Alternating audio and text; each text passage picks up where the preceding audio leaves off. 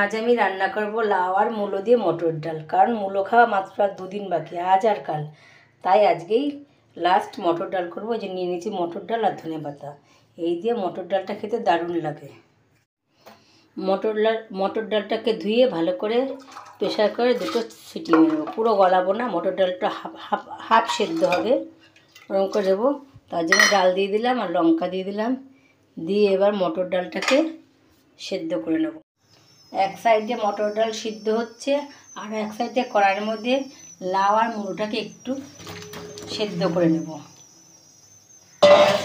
সঙ্গে দিয়ে দেবো একটুখানি নুন দিয়ে এটাকে ভালো করে সেদ্ধ করে নেব। ডালটা সেদ্ধ হয়ে গেছে।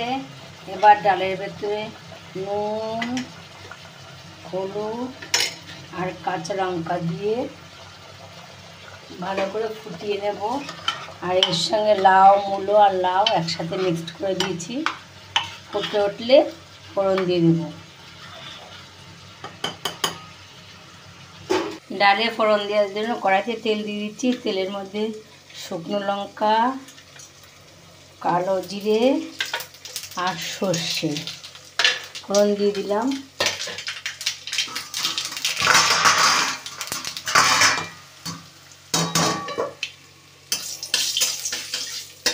ফোড়নটা পুড়ে গেলে তারপরে ফুটিয়ে রাখা ডালটাকে ঢেলে দেবো। এই যে ডালটাকে ঢেলে দিলাম।